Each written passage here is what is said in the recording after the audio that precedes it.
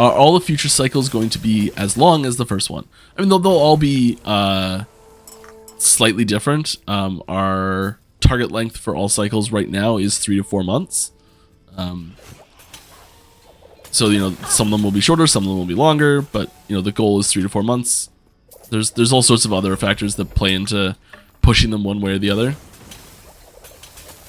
Like if we're just trying to dodge a release with someone else, or if we're, you know, we've got like an extra feature that we just gotta squeak in, or maybe the patch before it just took a little bit extra time that we thought we'd be able to start working on this one sooner, but we couldn't, which is kind of what's happened here.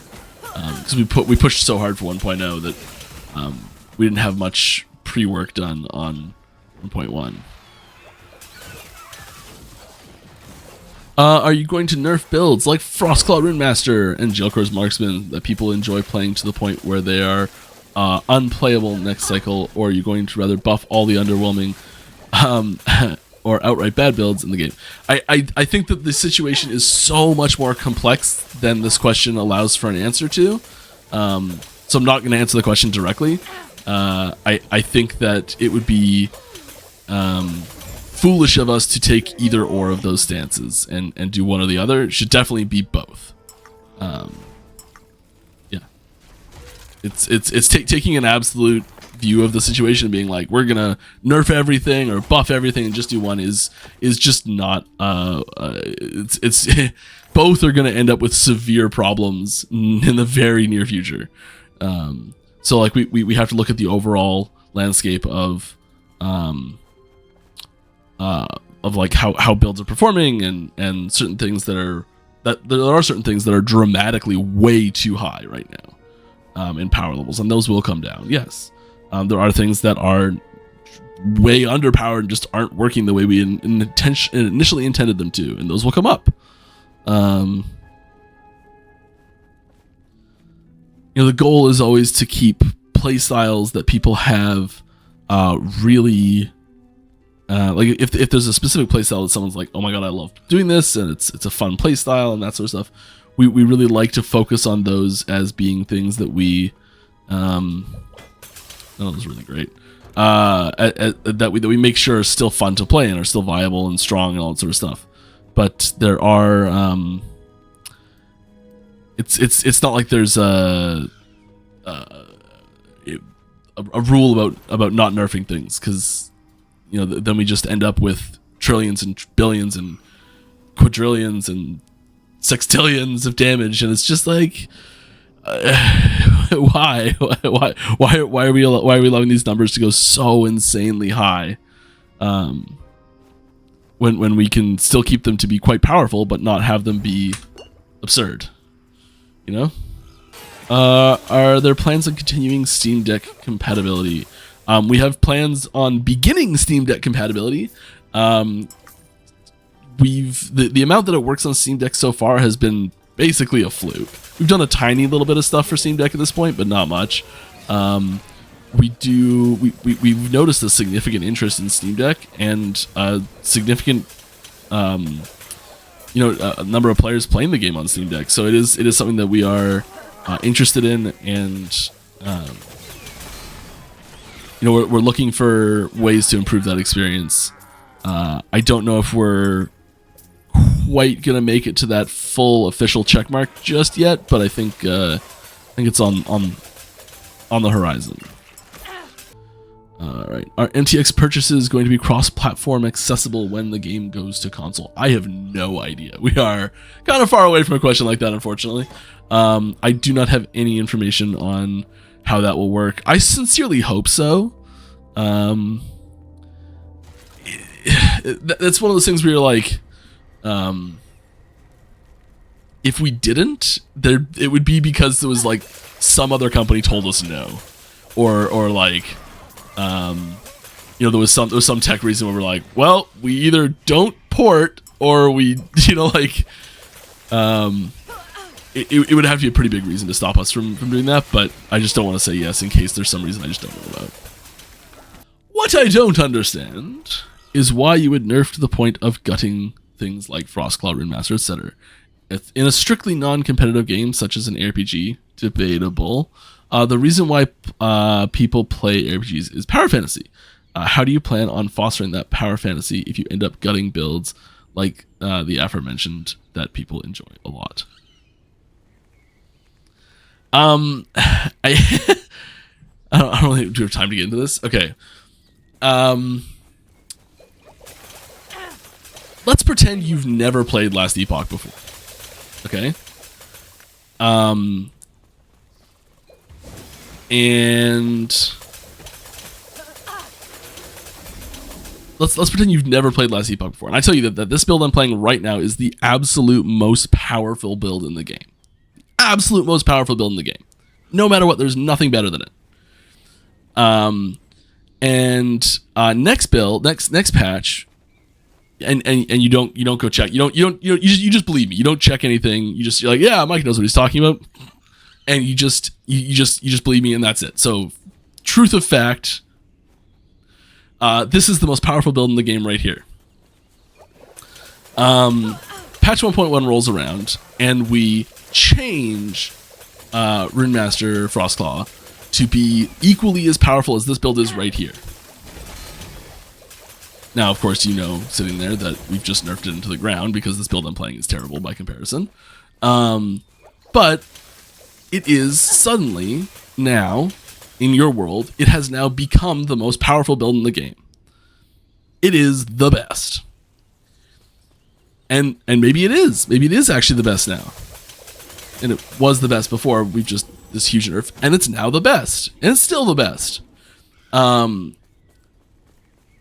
guess what my point is that a lot of the difference in what happens when a nerf or buff happens in a patch, it doesn't really matter where it was before the patch. All that matters is where it is relative to other builds and what they can do, what the power that you're trying to sell in the game is. So my question is, why does it matter what the build was before, but before a patch happens? Why is that more important than where it is relative or post-patch relative to everything else? That's like it is. Why is, I assume from the way the question is structured, why is in your world the where the build was before the patch, why is that important compared to where the build is relative to other things after the patch? I don't think I'm quite wording this right, but hopefully I've got the idea across.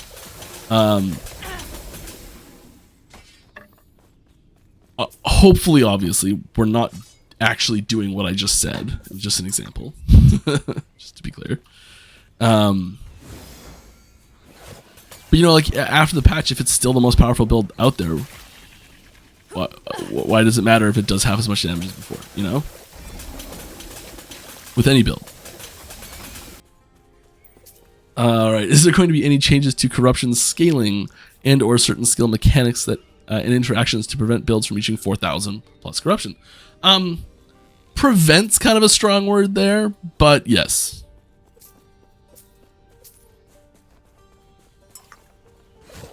Like, there's no plans in the code to be like, if corruption is above this number, stop increasing it. You know, like, we don't plan to put that in, but like, 4,000 corruption is like every adjective of that's, you know, every adjective that's crazy, over the top, mega, super humongous, overpowered, way too high are the terms I would use to describe 4,000 corruption. We never ever expected or intended for anyone to get even close to 4,000 corruption. That's so far above what we expected. What are we doing here? We're pulling. Here's a cool thing. What's that? What's that cool thing there? That looks like a pretty cool thing. Does look like a pretty cool thing.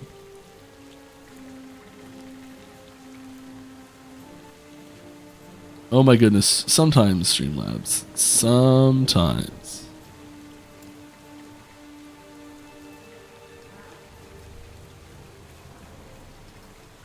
Okay, we got it. Boom, shuffle it over. Play with it up there for a while. What is it? I don't know. I when I first saw this, and this is not what it is for the record, but when I first saw this, I was like, did Darth Maul turn to the void? Is that a double-ended void saber? Is that what's going on here? That was my first thought. I was like, oh my god, please. No, obviously not it.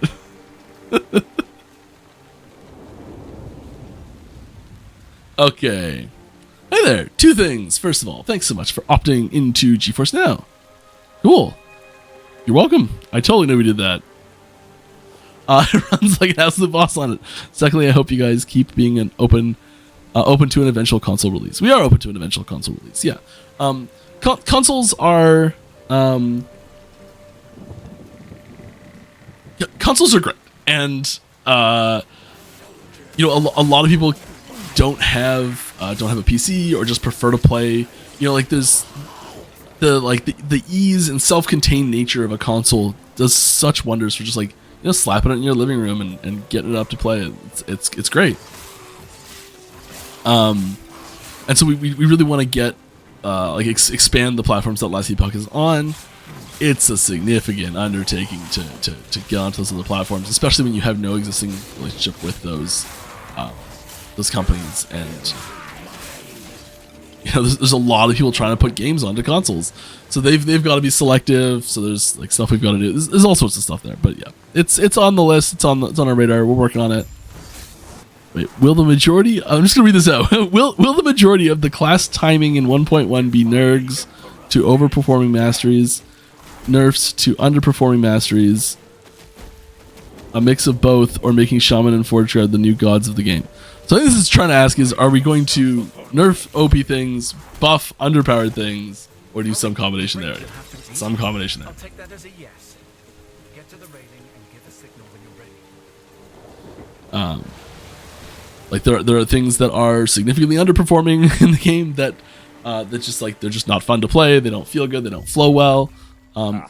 Yeah, we're gonna make changes to those. And like sometimes, I think this is something else to be mentioned. Sometimes buffs don't come in the form necessarily of just numbers. Sometimes buffs come in the form of you know, like feel, like reduced cast times, or you know, like an extra charge at base.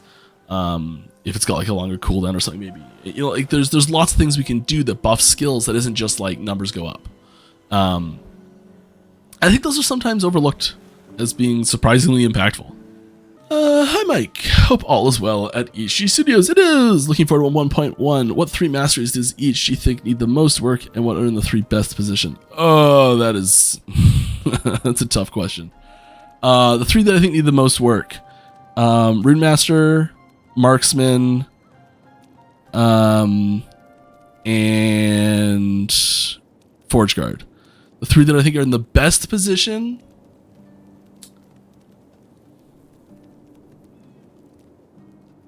I think Druid's in a really good spot. I really like Druid where Druid's at right now. I really like where Lich is at right now. Lich needs some work still. I do really like where Necromancer's at. I like where Acolyte's at in general, actually. Can I just say Warlock, Necromancer, and Lich? But like even those, like there's issues that need to be dealt with across the board. There's nothing's perfect. You said I thought somebody. You said you think Rune Master needs work. Did you mean Stork? Nope, I meant Rune Master. I think it is needs one of the heaviest work. It's an extreme outlier. I think the important thing to know in the question is that maybe I read the question wrong, but I didn't think the question said what needs buffs. Because Rune Master doesn't need buffs, but it needs work. Thank you very much, everybody. You know what we can do? Whoa, what is that? It's like a gigantic thing that looks like a who's it?